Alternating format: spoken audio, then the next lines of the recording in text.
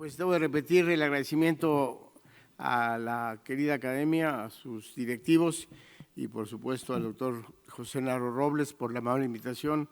de participar en forma muy breve y puntual, espero, sobre este programa o este tema que me solicitó, que fue precisamente la organización de los servicios y programas de salud. Como hemos escuchado previamente, pues es muy probable que se repitan algunos datos, pero sí quisiera hacer énfasis en las propuestas y las conclusiones de lo que deriva de este análisis. Gran parte de esta presentación pues es lo que publicamos recientemente en el primer número de la Salud Pública, de la revista de Salud Pública, del Instituto Nacional de Salud Pública hace unas semanas. Es el mapa de salud del 2023 en México y los datos que presentarán pues son parte precisamente de ese análisis. Entonces, pues antes que nada yo quisiera hacer en el sesgo personal una nota epidemiológica de México ya señalada, obviamente hablar brevemente sobre los servicios y programas de salud y con ello, pues obviamente definir los retos y propuestas que se derivan de ello y bueno, pues con ello empezar en un panorama general que ya lo han mencionado todos, que todos lo sabemos, pero sí es importante enfatizarlo precisamente por los ejes y los programas de salud que hoy plantea la Secretaría de Salud. Estas son las principales causas de muerte ya señaladas: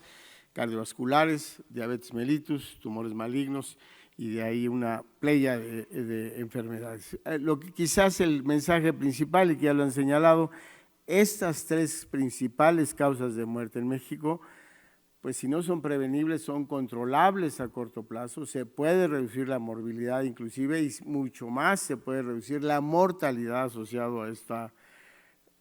tripartita de lesiones que representa el 47% de la mortalidad en México. Entonces, el primer reto con estos tres primeros lugares. Ya lo han señalado, pero la esperanza de vida en México se ha reducido en comparación con otros países, probablemente secundario a COVID, pero esos son los datos señalados ya previamente.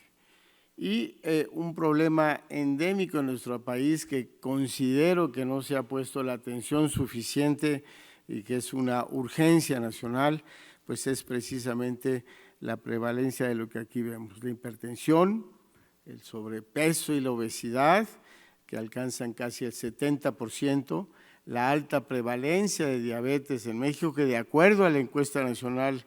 de salud, pues cerca del 18% de los mexicanos padecen diabetes, lo que representa 14 millones de mexicanos. Entonces creo que ese, en contraste con otros países de América Latina que desplazan cáncer como segunda causa de muerte, pues llama la atención obviamente que esta alta prevalencia de diabetes representa la segunda causa de muerte. Y por último, estos datos de la encuesta nacional de salud, que la hipercolesterolemia tiene altas prevalencias, que obviamente está asociado a esta morbilidad. Entonces están encadenados de alguna manera estos tres comorbilidades que denotan el patrón de mortalidad de nuestro país. Sin embargo, México sufre, como ya lo hemos señalado, y el doctor Malaquías López hace muchos años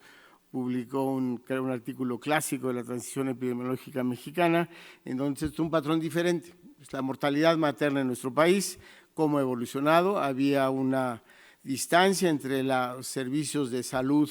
de acuerdo a la seguridad social, se ha ido cerrando de acuerdo a la población no asegurada, ha habido un pico en los últimos años y simplemente ilustrar que es un dato importantísimo de indicador de salud en donde transitamos de enfermedades crónicas a enfermedades propias de un rezago en la atención primaria, atención secundaria, reflejado en esta alta mortalidad materna publicado recientemente. Ya lo han señalado, no lo voy a enfatizar, simplemente el gasto en salud de acuerdo al PIB, pues México en contraste con América Latina no es de ahora, es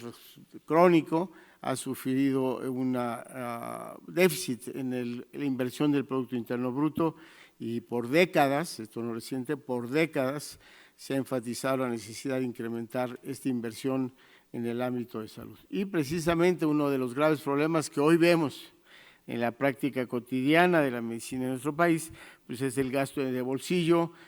precisamente en este trabajo que realizamos, en donde pues más del 40% se estima y en constante, es una constante. México es un país que tiene una alta prevalencia de gasto de bolsillo, que es de manera mixta. Y los que estamos en el sistema de salud vemos cómo el paciente migra de diferentes instituciones hasta que finalmente cae en un sistema de seguridad social, pero arranca finalmente en el gasto de bolsillo en la medicina privada en nuestro país.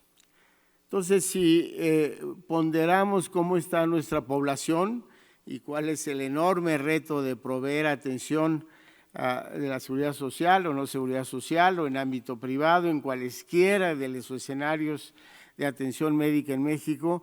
pues es este el panorama que también se presenta hoy como un enorme reto, en donde sabemos que en la evolución desde el Seguro Popular, el INSABI, hoy el IMSS Bienestar, pues es casi el 50, un poquito más del 50% de la población que no accede a otros servicios de seguridad social y que es esa población la más vulnerable, en donde en general tenemos una alta frecuencia y una enorme oportunidad, creo, de fortalecer el sistema de seguridad social, dado que más del 90-95% de nuestra población está vinculada de alguna manera, directa o indirectamente, a un esquema de seguridad social que al fortalecerlo pues podríamos indudablemente reducir este gasto en bolsillo crónico que tiene la población mexicana. En una encuesta reciente, publicada ahí por el grupo de encuestadores del Instituto Nacional de Salud Pública, se evaluó el índice de calidad y de satisfacción en diferentes poblaciones, tanto hospitalaria como en inglés se refiere al outpatient o hospitalaria, en general, y es la barra azul que ustedes ven, pues la población mexicana pues tiene una buena percepción de la atención médica a largo plazo, obviamente, y podemos ver que en el ámbito privado supera a la población que acude tanto de manera externa como en la hospitalización en diferentes instituciones públicas, pero creo que no estamos tan lejos. Entonces ahí es una oportunidad de ver qué elementos hay en seguridad pública con respecto a la institución privada, de acuerdo a esta encuesta, que pueda de alguna manera dar la oportunidad para que estos pacientes optimicen la percepción de la calidad de la atención, y lo sabemos todos, la demanda rebasa en alguna forma la oferta y es ahí donde creo que podemos trabajar. Una propuesta que se ha manejado en el gobierno y en antiguas administraciones es cómo se combina este binomio, cómo se fortalecen estas dos unidades públicas y privadas, pero esta es parte de una de las propuestas en las conclusiones de esta presentación. Entonces, la Secretaría de Salud con el actual gobierno ha propuesto estas 5 ejes estratégicos para lo que viene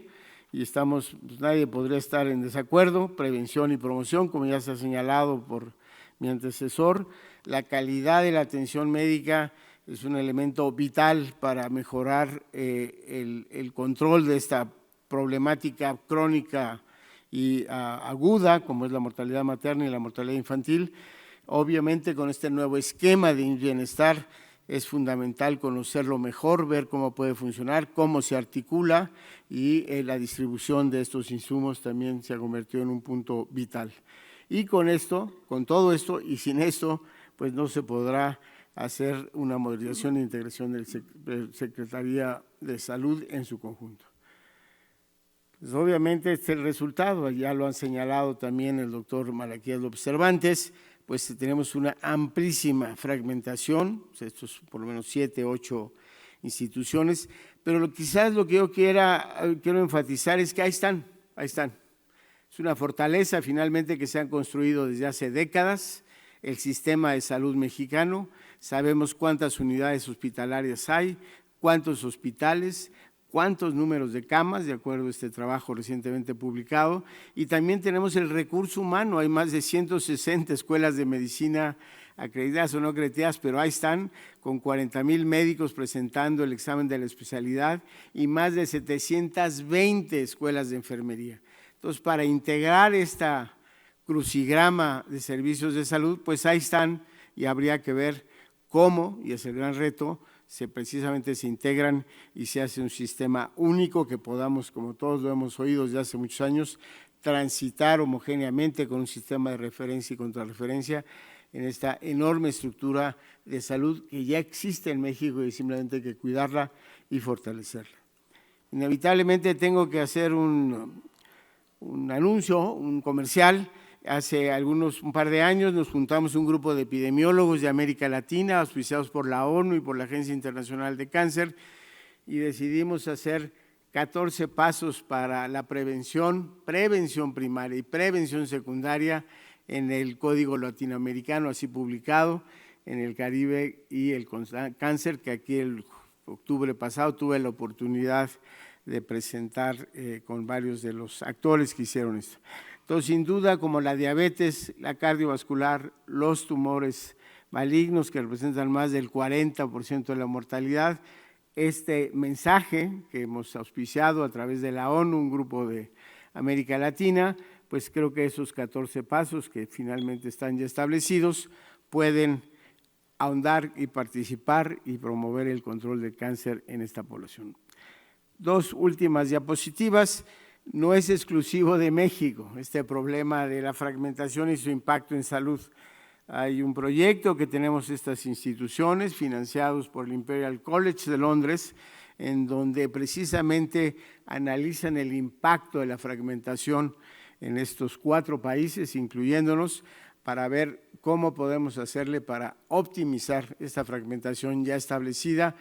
que, insisto, no es un problema único de México, sino de varias regiones del país, y que pudiéramos establecer un modelo único. Y estas son precisamente las condiciones. ¿Cuál es lo que propongo? Un SUSM, así le puse, Sistema Único de Salud en México, que todos queremos hacer. Obviamente, esta es parte de las oportunidades, retos y propuestas.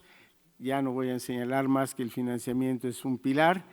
Y sin embargo, el trabajo interinstitucional con la regulación, con el monitoreo público-privado de manera transversal es la mejor estrategia para optimizar este sistema, obviamente alineados a los ejes estratégicos que ha planteado el gobierno federal, y con ello finalmente simplemente darles las gracias por su atención y la invitación nuevamente de la academia. Gracias, doctor Narro.